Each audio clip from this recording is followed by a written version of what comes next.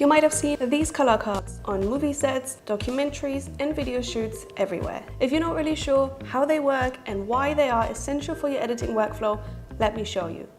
I filmed an example for you and we're going to go through the process step by step together. It's going to be so easy, I promise. But first of all, why do you need a color card? When shooting video, the color checker makes sure that you don't have any color casts over your footage. And this is especially important when delivering product shots for clients, when you need to get accurate, natural skin tones, or when you're working in an environment with ambient light you cannot control. In addition to that, different cameras have different profiles and colors can vary between them. Even the colors on your computer screen are going to look slightly different depending on which one you're viewing it. So eyeballing colors can go really wrong. So how do these things work? For what we're going to do, we're going to need 2 pages of this passport.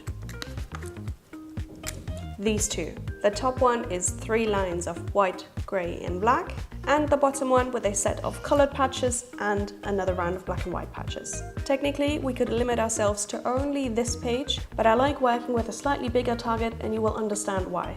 The ColorChecker Passport also has 2 more pages, which are these 2, which we will not need for this tutorial, but if you want us to cover these sides in the future, drop them in the comments below and we'll make a video about it. To get started, you want to put your color checker into your scene when all the lights are set up and everything is ready to shoot. Place this in your scene with those 2 sides visible. You want to make sure that you don't have any glare coming from the glossy black patch of your color checker, otherwise you might run into some issues when trying to correct the contrast later. If you're shooting people, make sure they're holding the color checker right in front of their face, their chest, anywhere it's fully visible, close to their body and facing the camera. We want to work with the exact same lighting for the color checker as you're using for the people behind. These 3 lines are already very useful when shooting on set because it will help you get perfect exposure in camera and avoid over or underexposing your shots. If you want to know more about that, let us know in the comments down below as well and we'll make sure to take you through that process as well. For now, let's just assume I've exposed my shots more or less correctly and we'll move right to post-production. I'm using Premiere Pro to edit, but the process should be fairly similar on programs like DaVinci Resolve as well. I've already got everything set up here. I'm just going to share my screen with you so you know exactly what I'm doing as we go along. I've got my shot here already in the timeline. I'm just going to choose a frame where I know it's all in focus. And then the first thing we're going to do is correct the contrast. This is going to set up a good basis for further editing and color correction. To do that, we're going to go into Lumetri Scopes. You can open this by going to Window and scrolling down to Lumetri Scopes. You're going to see something very colorful pop up.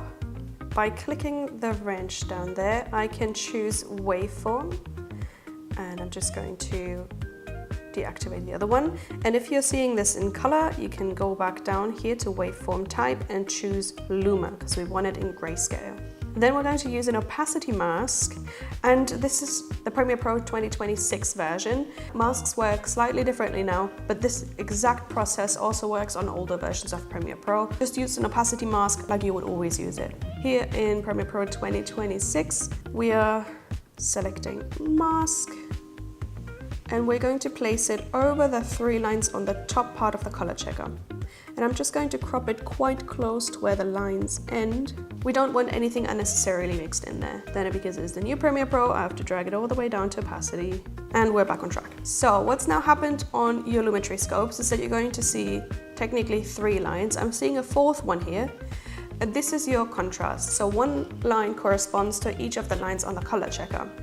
The faint line that's second to last from the bottom is just the color checker plastic material in between the lines, so we can completely ignore that one. We want those lines to be at certain numbers, so I usually go for the lowest line, so the darkest part of the image, to be around 10. The middle line, I want it to be between 40 and 60, ideally around 50, and then the top line I want to be between 90 and 100, but never fully reaching 100. To change these lines, we're now going into a Lumetri color, and we're going to go to color wheels and match. You'll find shadows, midtones and highlights wheels. So I'm just going to adjust those until I see those lines in the Lumetri Scopes to land roughly where we want them. I need to lower my midtones to sit around 50. Can't go lower than that. And I don't want my shadows to be that dark. I'll bring them up a bit. Right, close enough. This process ensures that we don't have any clipped highlights and a balanced contrast throughout our video. Then I'm dragging my opacity mask down to the second panel on the bottom. And the first thing I'm going to do is correct my white balance. Now under the basic, the basic correction, you have the white balance pipette and you can drop it. I like to drop it on the second to last line on the bottom, the fourth from the left. The fourth patch from the left. You'll see it here on the screen. This is what I'm going to click. Once I've done that, I'm going to limit the opacity mask to the first row of patches up here. Now we're going to correct the colors individually.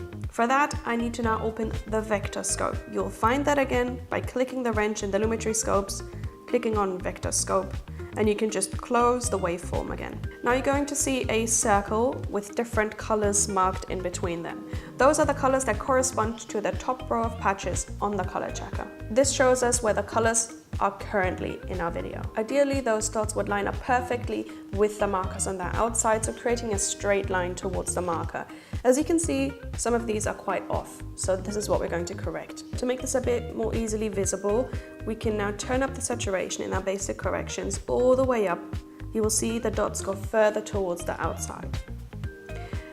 Then we're going to come into our curves, and we need two different curves. We will use the hue versus saturation curve and the hue versus hue curve. To set those up, we first need to place some nodes. What are they called? You can do this for both of those curves right away. There we go.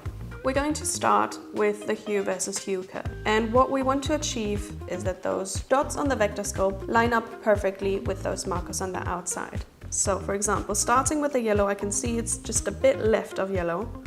So I'm going to raise my node up and down until I hit the middle of that yellow. Same with the green, is already looking pretty good. I can never remember which direction, so don't worry if that happens to you too. Teal is quite off.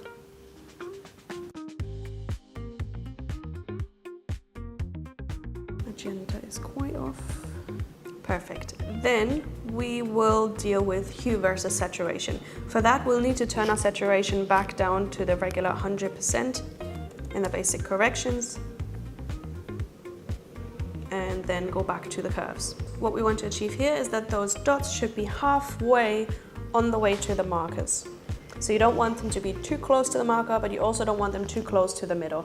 Just find a midway. It doesn't have to be 100% perfect. Eyeballing here is just fine. I'm going to raise my green a little bit.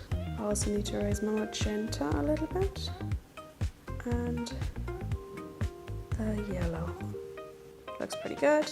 Then usually this should already be fixed by what we've just done now, but we can take the opacity mask and just take it one patch further down where we will find the skin tones. These should all be in a straight line. Depending on your editing program, you might see a line that's already drawn into the Vectorscope. Your dots should follow that line. That means the skin tones are accurate. When we're done, I'm just going back to Effect Controls and I'm going to remove that opacity mask, and we can compare the before and after if we just toggle the Lumetri color effect on and off. I've intentionally used the wrong color temperature in my lighting so we can fix those things together and see a proper before and after, so you know what the color checker can do. We see it's removed the orange color cast, and we've now got a pretty neutral result. Now that we have a baseline with correct colors, you can go ahead and do any color grading, any creative effects, anything you want to put on top of it. To apply this to all the other clips in your timeline, copy the Lumetri color and paste it into the other clips. Just make sure that anytime you change your setup, you change the lighting, you will need to take a new shot of the color checker and do this process again. Let us know if this was helpful for you. Drop any questions you have in the comments down below. Don't forget to like the video and subscribe to our channel.